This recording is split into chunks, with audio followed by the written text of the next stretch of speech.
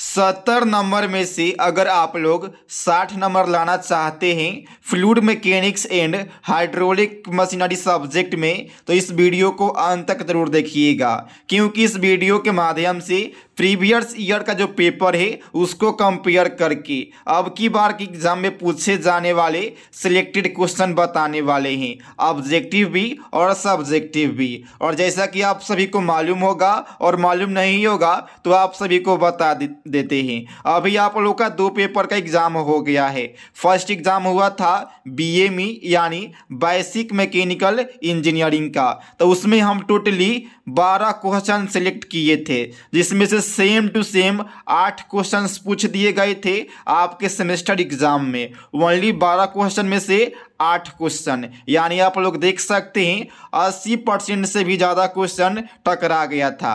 Same इसी प्रकार से जो आप लोग का सेकेंड पेपर हुआ था, आप सभी को बता दें उसमें भी कितना क्वेश्चन सही हुआ था। जो आप लोग का सेकेंड पेपर मटेरियल साइंस था तो उसमें लगभग में 13 से 14 क्वेश्चन बताए थे, और वहाँ पर आप लोग का 7 क्वेश्चन सेम टू सेम आ गया था। जिनको बिलीव नहीं होगा तो अभी भी जो वीडियो है यूट्यूब पर ही है, आप लोग उसको जा करके एक बार देख सकते हैं। इसीलिए आपको एक बात बोलना चाहेंगे, आज का जो वीडियो होगा थोड़ा सा लॉन्ग होगा, क्योंकि इस वीडियो के माध्यम से ऑब्जेक्टिव प्लस सब्जेक्टिव दोनों को बताने वाले हैं। पिछले दोनों वीडियो में सिर्फ सब्जेक्टिव क्वेश्चन को बताए थे, तो आप लोग के द्वारा कमेंट किया गया था कि सर सब्जेक्टिव में आप बता रहे हैं लेकिन कुछ ऑब्जेक्टिव भी बता दीजिए। तो इस वीडियो के माध्यम से ऑब्जेक्टिव प्लस सब्जेक्टिव दोनों को बताने वाले हैं, वो भी प्रीवियस ईयर क्वेश्चन पेपर को कंपेयर करके।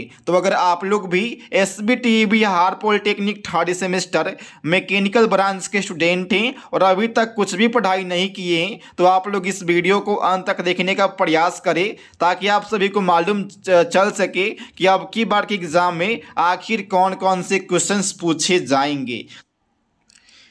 तो चलिए देख लेते हैं पिछले बार कौन कौन से क्वेश्चंस पूछे गए थे और आखिर अब की बार कौन कौन से क्वेश्चंस पूछे जाएंगे आपके थर्ड सेमेस्टर के एग्जाम में। तो पिछला बार पूछा गया है kinematic viscosity is defined as. तो जैसा कि आप सभी को मालूम होगा, आप लोग पढ़े भी होंगे कि फ्लूइड में 2 टाइप का विस्कोसिटी होता है। फर्स्ट होता है काइनेमेटिक विस्कोसिटी और सेकंड होता है डायनेमिक विस्कोसिटी। तो पिछले बार जो आपका फर्स्ट है उसको पूछा गया है, तो आखिर इसका करेक्ट आंसर क्या हो जाएगा। तो आप सभी को बता दें, इसका करेक्ट आंसर होगा डायनेमिक विस्कोसिटी अपॉन में डेंसिटी, यानी इसका करेक्ट आंसर ऑप्शन ए हो जाएगा। इसके साथ साथ आप सभी को भी बता दें कि जो इसका SI यूनिट है वो क्या होगा। तो जो आपका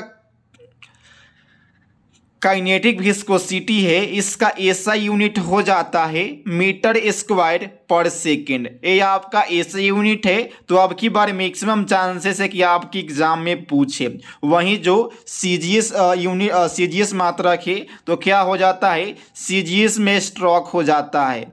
क्या हो जाता है, CGS में स्ट्रोक हो जाएगा, और जो आप लोग का SI यूनिट है उसमें मीटर स्क्वायर पर सेकेंड हो जाएगा। इसके साथ साथ कभी अगर ये भी पूछ सकता है कि 1 स्ट्रोक बराबर कितना होता है, तो आप सभी को बता दें 1 स्ट्रोक इक्वल टू होता है 10 के पावर -4 मीटर स्क्वायर पर सेकेंड। तो देखिए यहाँ से टोटली आपको 4 क्वेश्चंस बता दिए। देखिए आप लोग कॉपी और कलम दोनों सामने लेकर के बैठिए, और जो जो हम बता रहे हैं आप लोग सिर्फ इतना पढ़ लीजिए, गारंटी के साथ बोल सकते हैं आप लोग बिल्कुल अच्छे नंबर से पास हो जाएंगे। क्योंकि हम ऐसे ही नहीं बोल रहे हैं, हमारे पास मैकेनिकल ब्रांच में 7 साल का एक्सपीरियंस है। हम मैकेनिकल ब्रांच से 2017 से ही जुड़े हुए हैं, और आप सब लोग देख भी लिए होंगे BME सब्जेक्ट में और मटेरियल साइंस में कि हम जो क्वेश्चंस बताए हुए थे वही क्वेश्चंस सेम टू सेम पूछे गए थे। तो ये तो रहा जो फर्स्ट है उसके बारे में। अब जो डायनेमिक विस्कोसिटी है, अगर इसके बारे में आपको पूछ देता है तो आप सभी को बता दें, जो डायनेमिक विस्कोसिटी है इसका SI यूनिट हो जाता है न्यूटन सेकेंड पर मीटर स्क्वायर। ये आपका एसआई यूनिट हो गया। अगर सीजीएस पूछ देगा तो सीजीएस क्या हो जाता है, तो वो हो जाता है पॉइज। तो आप लोग 4 क्वेश्चन देख लिए। 4 क्वेश्चन में से एक क्वेश्चन अब की बार बिल्कुल पूछे जाएंगे। पिछले बार क्या पूछा गया था, काइनेमेटिक विस्कोसिटी पूछा गया था। तो इस वीडियो को आगे कंटिन्यू करने से पहले आप सभी लोगों से एक छोटी सी रिक्वेस्ट है। अगर आप सभी के अपने यूट्यूब चैनल डिप्लोमा क्लासेस पर नए हैं तो इसे सब्सक्राइब जरूर कर लीजिएगा, ताकि ऐसे ही इंफॉर्मेटिव वीडियो आप सभी के पास जाते रहे। और जैसा कि आप सभी को मालूम होगा और मालूम नहीं होगा तो आप सभी को बता देते हैं कि डिप्लोमा क्लासेस यानी आप सभी का अपना यूट्यूब चैनल है। और यहाँ पे जितने भी सेमेस्टर है, सेमेस्टर 1 से लेकर के 6 तक जितने भी क्वेश्चन पेपर है, सभी को यहाँ पर मैक्सिमम चांसेस से डायनेमिक विस्कोसिटी पूछने का। तो क्वेश्चन नंबर 1 से कम आपको 7 या 8 ऑब्जेक्टिव क्वेश्चन आप सभी को बता दिए। अब चलिए आप सभी को सेकंड क्वेश्चन की ओर लेकर के चलते हैं। सेकंड क्वेश्चन पूछा गया है poise is the unit of. तो जो हम पहले ही बता चुके हैं कि जो पॉइज है वो क्या है, तो विस्कोसिटी का किसका आप सभी को बता दे, विस्कोसिटी का यूनिट है। ठीक है, इसके साथ साथ जो मास डेंसिटी है आप लोग इसको भी पढ़ लीजिएगा। जो मास डेंसिटी है ये भी आपको सब्जेक्टिव में लिखने के लिए आ जाएगा। और जो आप लोग का डायनेमिक विस्कोसिटी है और जो सेकंड है काइनेमेटिक विस्कोसिटी, इसमें डिफरेंस पढ़ लीजिएगा। ये भी आपके एग्जाम में हर एक साल पूछे जाते हैं। अगला क्वेश्चन से density of water is maximum at. तो आप लोग जो पॉलिटेक्निक एंट्रेंस एग्जाम है आप लोग वहाँ पर भी पढ़े होंगे कि जो डेंसिटी होता है पानी का वो मैक्सिमम कहाँ पर होता है, तो 4 सेंटीग्रेड पर होता है। वहीं आप सभी को बता दे जो वाटर है इसका मिनिमम वॉल्यूम कहाँ पे होता है, तो 4 डिग्री सेंटीग्रेड पे इसका मिनिमम वॉल्यूम होता है और मैक्सिमम डेंसिटी होता है। तो पिछले बार डेंसिटी पूछा गया है तो अब की बार वॉल्यूम पूछा जा सकता है।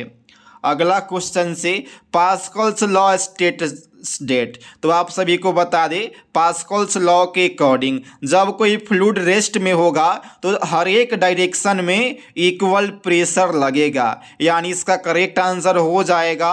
और आप लोग से एक और बात बोलना चाहेंगे, देखिए आप लोग का जो ब्रांच हो मैकेनिकल है और मेरा भी ब्रांच मैकेनिकल है और हम मैकेनिकल ब्रांच से पिछले 7 सालों से जुड़े हुए हैं। आप लोग के लिए इतना ज़्यादा मेहनत करते हैं, आप लोग को लग रहा होगा कि यह वीडियो सिर्फ 20 मिनट का है या 25 मिनट का है। आप सभी को बता दें क्वेश्चन को सेट करने में, क्वेश्चन को कंपेयर कराने में हमको कम से कम 8 से 9 घंटा का टाइम लग जाता है। तो इसके लिए आप सभी लोग एक लाइक, एक शेयर और एक सब्सक्राइब जरूर कर दीजिएगा, ताकि हमारा मोटिवेशन लेवल आगे जाए और आप लोग के लिए और भी अच्छे अच्छे क्वेश्चंस पर वीडियो बनाए। आप सभी को बता दें, आप लोग देख सकते हो अभी सिर्फ और सिर्फ मैकेनिकल ब्रांच के स्टूडेंट के लिए हम वीडियो अपलोड कर रहे हैं। अगर हम चाहते तो जो इलेक्ट्रिकल है, इलेक्ट्रॉनिक्स है, सिविल है, सीएससी है, ऑटोमोबाइल है, उन लोग के लिए भी वीडियो को अपलोड कर सकते थे, लेकिन हम चाहते हैं कि सबसे पहले अपने ब्रांच के ऊपर वीडियो बनाएं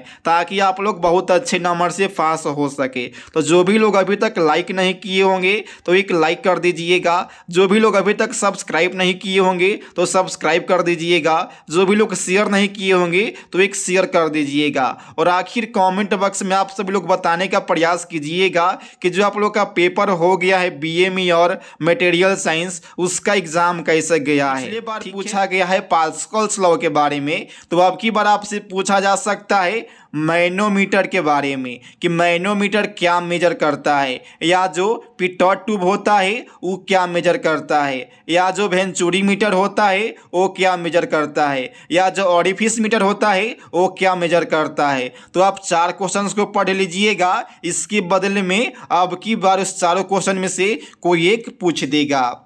अगला क्वेश्चन से rain drops are spherical because. तो देखिए जो सरफेस टेंशन है, सरफेस टेंशन के कारण ही जो रेन ड्रॉप है वो स्फेरिकल होता है। तो पिछले बार पूछा गया है सरफेस टेंशन के बारे में, तो अब की बार क्या पूछेगा कोहेशन और एडहेशन के बारे में पूछ देगा। तो आप लोग कोहेशन और एडहेशन को अच्छे से पढ़ लीजिएगा। आप लोग ये भी पढ़ लीजिएगा कि जो सरफेस टेंशन है इसका एसआई यूनिट क्या होता है और इसका डायमेंशन क्या होता है। अगला क्वेश्चन से, a body just floats in sea water but sinks in river water because, यानी एक बॉडी सिर्फ समुंदर के पानी में तैरता है लेकिन नदी के पानी में डूब जाता है, आखिर क्यों? तो आप सभी को बता दें इसका करेक्ट आंसर हो जाएगा ऑप्शन बी, क्योंकि समुंदर के पानी का घनत्व नदी के पानी से अधिक होता है। देखिए डेंसिटी के बारे में आप लोग पढ़ लीजिएगा कि डेंसिटी क्या है, डेंसिटी का एसआई यूनिट क्या होता है। डेंसिटी से भी हर एक साल क्वेश्चंस पूछे जाते हैं आपके सेमेस्टर एग्जाम में। अगला क्वेश्चन से, केविएशन इज कॉज्ड बाई, तो इसका क्या करेक्ट आंसर हो जाएगा आप सभी को बता दे, इसका करेक्ट आंसर ऑप्शन सी हो जाएगा, यानी लो प्रेशर। अगला क्वेश्चन से, in and emerged body centre of pressure is, तो क्या हो जाता है? Below the centre of gravity, इसका करेक्ट आंसर हो जाएगा। अगला क्वेश्चन है, पेल्टन टरबाइन बोलिए या व्हील बोलिए, Pelton wheel turbine is used मतलब व्हेयर, यानी पेल्टन व्हील टरबाइन का कहाँ पर यूज करते हैं? तो जैसा कि आप सभी को मालूम होगा कि आपके फ्लूइड मैकेनिक्स में टोटली 3 प्रकार के टरबाइन है, एक पेल्टन है, दूसरा फ्रांसिस है और तीसरा कैफलान है। तो पिछले बार पूछा गया है पेल्टन व्हील के बारे में, तो देखिए इसका हम लोग वहाँ पर यूज़ करते हैं जहाँ पर हाई हेड और लो डिस्चार्ज हो। तो पिछले बार पूछा गया है पेल्टन व्हील के बारे में, तो अब की बार आपसे फ्रांसिस के बारे में या जो कैपलान है उसके बारे में पूछ सकता है। तो अगर आपको यहाँ पे कैपलान दे देता तो आप सभी को बता दे कैपलान के पास मीडियम हेड और मीडियम डिस्चार्ज होता है, वहीं जो कैपलान है उसके पास लो हेड और हाई डिस्चार्ज होता है, वहीं जो फ्रांसिस है इसके पास मीडियम हेड और मीडियम डिस्चार्ज होता है। आप सभी को फिर से बताते हैं, आप लोग इसको रट्टा मार लीजिए, यहाँ से क्वेश्चन आपके एग्जाम में पूछे ही जाएंगे। जो आपका पेल्टन व्हील है, पेल्टन व्हील में क्या होता है? हाई हेड और लो डिस्चार्ज, ठीक है। वहीं जो फ्रांसिस है यहाँ पर मीडियम हेड मीडियम डिस्चार्ज, वहीं जो आपका कैपलान है यहाँ पर लो हेड और हाई डिस्चार्ज। 3 क्वेश्चन में से एक क्वेश्चन आपके एग्जाम में अब की बार बिल्कुल पूछा जाएगा।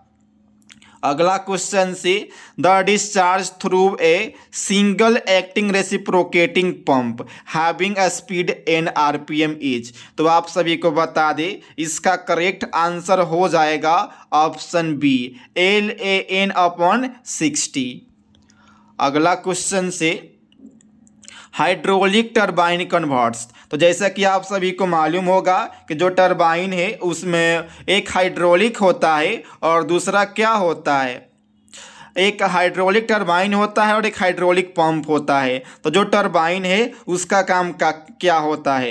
तो जो हाइड्रोलिक टरबाइन है वो हाइड्रोलिक एनर्जी को मैकेनिकल एनर्जी में कन्वर्ट करता है, वहीं जो हाइड्रोलिक पंप है वो मैकेनिकल एनर्जी को हाइड्रोलिक एनर्जी में कन्वर्ट करता है। तो पिछले बार पूछा गया है टरबाइन के बारे में, तो अब की बार आप लोग से पंप के बारे में पूछ देगा। तो पंप के लिए क्या हो जाएगा? Mechanical energy into hydraulic energy. आप लोग इसको देख लीजिएगा, एक क्वेश्चन आपके एग्जाम में आपकी बार पूछा जाएगा। अगला क्वेश्चन है, minor loss in a pipe is due to, तो जैसे कि आप सभी को मालूम होगा कि देखिए 2 टाइप का लॉस होता है, एक होता है मेजर लॉस और सेकंड होता है माइनर लॉस। जो माइनर लॉस होता है वो किसके कारण होता है? तो देखिए जैसे कि कोई पाइप है, एक कहीं पे मुड़ गया है तो इसकी वजह से माइनर लॉस होता है। वहीं आप सभी को बता दे, अगर जो पाइप है उसमें फ्रिक्शन आ जाता है तो फ्रिक्शन के वजह से मेजर लॉस होता है। और जो लॉस है इसको हम लोग 2 तरीके से निकाल सकते हैं। फर्स्ट है डार्सी इक्वेशन और दूसरा है चेजी इक्वेशन। आप लोग उसको पढ़ लीजिएगा, वहाँ से हर एक साल न्यूमेरिकल पूछे जाते हैं। तो देखिए यहाँ पर क्वेश्चन आप सभी को दिया गया है। Option sudden construction and expansion, loss at inlet at outlet, loss due to bend, all of these. तो आप सभी को बता दें इसका करेक्ट आंसर हो जाएगा ऑप्शन ए। अगला क्वेश्चन से dash of fluid accounts for the major losses in pipe. तो इसका करेक्ट आंसर हो जाएगा विस्कोसिटी। आखिर विस्कोसिटी क्या है आप लोग उसको पढ़ लीजिएगा। विस्कोसिटी हर एक साल आपके एग्जाम में पूछे जाते हैं। विस्कोसिटी और जो उसका जो टाइप है आप लोग उसको पढ़ लीजिएगा, ये हर एक साल के एग्जाम में पूछे जाते हैं। आखिर विस्कोसिटी क्या है आप सभी को बता देते हैं। पानी के एक परत दूसरे परत को बहाने से मतलब उसका विरोध करता है, वही होता है विस्कोसिटी। ठीक है।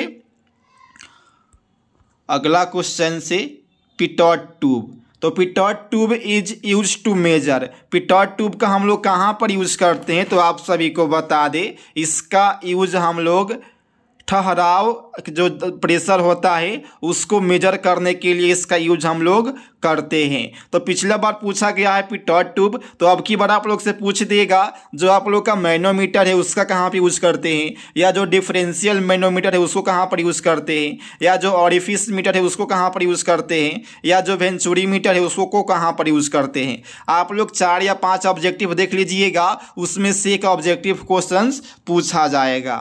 अगला क्वेश्चन से the forced exerted by a jet of water impinging normally on a fixed plate is। तो क्या होगा इसका रो ए वी स्क्वायर हो जाएगा। अगला क्वेश्चन से और ये है इफिशियंसी से रिलेटेड। तो देखिए फ्लूइड में टोटली 3 इफिशियंसी होता है, एक मैकेनिकल होता है, दूसरा हाइड्रोलिक होता है और तीसरा ओवरऑल होता है। तो यहाँ पर पूछा गया है the relation between hydraulic efficiency, mechanical efficiency, the relation between hydraulic efficiency, mechanical efficiency and overall efficiency. तो देखिए इसका करेक्ट आंसर हो जाता है overall efficiency is equal to hydraulic efficiency multiply mechanical efficiency, यानी इसका करेक्ट आंसर ऑप्शन सी हो जाएगा। अगला क्वेश्चन से specific speed of a turbine is given by the equation of where n is equal to speed, p is equal to power, h is equal to head. तो देखिए आप सभी लोग से पिछला बार स्पीड ऑफ टर्बाइन पूछा गया है। तो देखिए इसका करेक्ट आंसर क्या हो जाएगा। अगर टर्बाइन पूछा गया है तो n के उसके बाद रूट में p हो जाएगा, उसके बटा H/5/4 हो जाएगा। यहाँ पर टरबाइन पूछा गया है तो टरबाइन का करेक्ट आंसर ऑप्शन सी हो जाएगा। वहीं अगर आप लोग से पूछा होता कि पंप के बारे में तो आप सभी को बता दें जो पंप है उसके लिए करेक्ट आंसर हो जाता n रूट में q h के पावर 3/4। तो पिछले बार टरबाइन पूछा गया है तो अब की बार आप लोग पंप के बारे में पढ़ लीजिएगा, पंप अब की बार पूछिएगा। अगला क्वेश्चन है dash turbine is prepared for 450 metre head of water. तो जैसा कि आप सभी को मालूम होगा पहले ही बताए हुए थे कि 3 टाइप का टरबाइन होता है, एक है फिल्टन व्हील, सेकेंड है कपलान और तीसरा है फ्रांसिस। तो देखिए आप सभी को बताए हुए थे कि जो फिल्टन है इसका कब यूज करते हैं, इसका हम लोग high head and low pressure low discharge के लिए यूज करते हैं। तो इसका करेक्ट आंसर हो जाएगा फिल्टन व्हील। अगला क्वेश्चन है Reynolds number is more than 10,000 the flow is. तो देखिए जो जब रेनॉल्ड्स नंबर जब 2000 से क्या होगा कम होगा तो लेमिनार होगा, अगर उससे ज़्यादा होगा तो क्या होगा टर्बुलेंट होगा। आप लोग इसमें डिफरेंस बिटवीन भी पढ़ लीजिएगा, टर्बुलेंट फ्लो क्या होता है, लेमिनार क्या होता है और ट्रांजिएंट क्या होता है। ये भी आपके एग्जाम में हर एक साल पूछे जाते हैं। तो पिछले बार पूछा गया है टर्बुलेंट के बारे में, तो अब की बार लेमिनार या ट्रांजिएंट के बारे में पूछा जाएगा। आप लोग उसको अच्छे से देख लीजिएगा। अगला क्वेश्चन से the continuity equation for a 2 dimensional flow is. तो देखिए पिछले बार कंटिन्यूटी इक्वेशन पूछा गया है, तो अब की बार आप लोगों से बर्नौली इक्वेशन पूछा जाएगा। वैसे आप सभी को बता दें इसका correct answer du/dx plus dv/dy हो जाएगा। यहाँ पर बोला गया है 2 डायमेंशन के लिए, अगर 3 डायमेंशन के बारे में पूछता तो यहाँ पर हो जाता du/dx plus dv/dy plus dw/dz=0। तो आप लोग देख लिए 20 ऑब्जेक्टिव क्वेश्चन के साथ साथ कम से कम 30 से 35 ऑब्जेक्टिव क्वेश्चन एक्स्ट्रा बताए हैं। आप लोग उतना पढ़ लीजिएगा, मैक्सिमम ऑब्जेक्टिव क्वेश्चन वहीं से पूछे जाएंगे। अब चलिए देख लेते हैं कि पिछले बार से ऑब्जेक्टिव क्वेश्चंस क्या पूछे गए हैं और आखिर अब की बार क्या क्या पूछा जा सकता है। लेकिन फिर से एक बात बोलना चाहेंगे, हम आप लोग के लिए इतना ज़्यादा मेहनत करते हैं और आप लोग अभी तक एक लाइक, एक सब्सक्राइब और एक शेयर नहीं किए होंगे, तो आप लोग से रिक्वेस्ट है आप लोग प्लीज़ एक लाइक, एक शेयर और एक सब्सक्राइब कर दीजिएगा, ताकि ऐसा इन्फॉर्मेटिव वीडियो आप सभी के पास जाती रहे। और जैसा कि आप सभी को मालूम होगा कि आपका 3rd पेपर है अभी और आप लोगों का 2 पेपर पढ़ना है, ठीक है। तो उसका भी हम वीडियो को बना देंगे। आप लोग इसको एक लाइक, एक शेयर और एक सब्सक्राइब जरूर कर दीजिएगा। आपके मोबाइल में जितने भी ग्रुप होगा जिसमें मैकेनिकल ब्रांच के स्टूडेंट होंगे, उसमें सभी में ग्रुप में शेयर कर दीजिएगा, ताकि सभी आपके दोस्त लोग देख ले और उनको मालूम चल सके कि आखिर अब की बार के एग्जाम में कौन कौन से क्वेश्चन पूछे जाएंगे या पिछले बार क्या क्या क्वेश्चंस पूछे गए थे। तो सब्जेक्टिव में आप लोग से पूछा गया था list various assumptions of Bernoulli theorem. तो देखिए पिछले बार बर्नौली के बारे में पूछा गया है, तो अब की बार आप लोग से बोल दिया जाएगा कि एक्सप्लेन पास्कल्स लॉ, ठीक है। तो आप लोग पास्कल्स लॉ को देख लीजिएगा, अब की बार के एग्जाम में आप लोग से पूछा जाएगा पास्कल्स लॉ। और आप लोग कंटिन्यूटी इक्वेशन को भी देख लीजिएगा। देखिए कोई भी क्वेश्चंस को याद करने के लिए सिंपल सा ट्रिक है, एक की पॉइंट होता है। की पॉइंट एक वर्ड, कोई ऐसा क्वेश्चंस नहीं है जिसका 2 से 3 लाइन से ज़्यादा का आंसर हो, उसका की पॉइंट 2 से 3 लाइन ही होता है। अगर आप लोग की पॉइंट को पकड़ लेते हैं तो उसी के माध्यम से आप लोग 3 से 4 पन्ना तक याद कर सकते, मतलब लिख सकते हैं खुद के माध्यम से। लेकिन जब आप लोग रट्टा मारेंगे तो आप लोग बस 10 लाइन रट्टा मारे हैं तो आप लोग 8 लाइन ही एग्जाम में लिख सकते हैं। इसीलिए आप लोग कंसेप्ट को क्लियर कीजिए। तो पिछले बार पूछा गया है बर्नौली थ्योरम के बारे में, तो अब की बार आप लोग से पूछा जा सकता है, वो आपको बता दिए हैं। क्या क्या बताए थे आप सभी को मालूम ही होगा, आप लोग उसको पढ़ लीजिएगा पास्कल्स लॉ। अगला क्वेश्चन से show the difference between hydraulic gradient line and total energy line with the help of suitable diagram. तो ये रिपीटेटिव क्वेश्चन है, ये हर एक साल पूछे जाते हैं आपके एग्जाम में। अगला क्वेश्चन है define the flowing with the respect to turbine, hydraulic efficiency, mechanical efficiency. तो पिछले बार हाइड्रोलिक पूछा गया है, मैकेनिकल पूछा गया है, तो अब की बार ओवरऑल के बारे में पूछेगा। आप लोग तीनों को पढ़ लीजिएगा बहुत अच्छी तरह से। पिछले बार पूछा गया है सेंट्रीफ्यूगल पंप के बारे में, तो अब की बार आप लोग रेसिप्रोकेटिंग पंप को पढ़ लीजिएगा। रेसिप्रोकेटिंग पंप को अब की बार आपके एग्जाम में पूछा जाएगा। और यहाँ पर देखिए पिछले बार रेसिप्रोकेटिंग पंप के बारे में आप लोग से पूछा गया है न्यूमेरिकल, तो अब की बार सेंट्रीफ्यूगल पंप से पूछा गया है, तो अब की बार आपके एग्जाम में सेंट्रीफ्यूगल रेसिप्रोकेटिंग पंप से पूछेगा। अगला क्वेश्चन है ड्राफ्ट ट्यूब, और ये जो ड्राफ्ट ट्यूब है इसको हमेशा हमेशा के लिए पूछा जाता है, यानी हर एक साल इसको पूछा जाता है, तो आप लोग इसको याद कर लीजिएगा, रिपीटेटिव क्वेश्चन है। अगला क्वेश्चन है टरबाइन से रिलेटेड, तो अब की बार पंप से रिलेटेड क्वेश्चंस पूछेगा आपके एग्जाम में। अगला क्वेश्चन से सरफेस टेंशन और काइनेमेटिक विस्कोसिटी, तो पिछला बार सरफेस टेंशन पूछा गया है, तो अब की बार आप लोग से विस्कोसिटी पूछ सकता है, और जो डायनेमिक विस्कोसिटी है उसको पूछ सकता है, या जो न्यूटन्स लॉ ऑफ विस्कोसिटी है उसको पूछ सकता है। तो इसके बदले में आप लोग Newton's law of viscosity, dynamic viscosity, तीनों को पढ़ लीजिएगा, उसमें से कोई ना कोई एक क्वेश्चन आपके एग्जाम में पूछे ही जाएंगे। अगला क्वेश्चन से ये सेंट्रीफ्यूगल पंप का है, तो आपके बार एकदम कन्फर्मली आपको बता सकते हैं कि अब की बार आपके एग्जाम में रेसिप्रोकेटिंग पंप पूछा जाएगा। आप लोग रेसिप्रोकेटिंग पंप, उसके बाद जो सिंगल होगा उसको, और जो डबल रेसिप्रोकेटिंग पंप है उसको, दोनों को पढ़ लीजिएगा। वहाँ से क्वेश्चन आपके एग्जाम में पूछे जाएंगे। पिछले बार आप लोग से पूछा गया है एडिशन एंड कोहेशन, तो ये रिपीटेटिव क्वेश्चन है। लेकिन जो स्टेडी एंड यूनिफॉर्म फ्लो है, तो आपकी बार आप लोग अनस्टेडी और जो आप लोग का लेमिनार होगा, ट्रांजिएंट होगा और टर्बुलेंट होगा, आप सबको पढ़ लीजिएगा।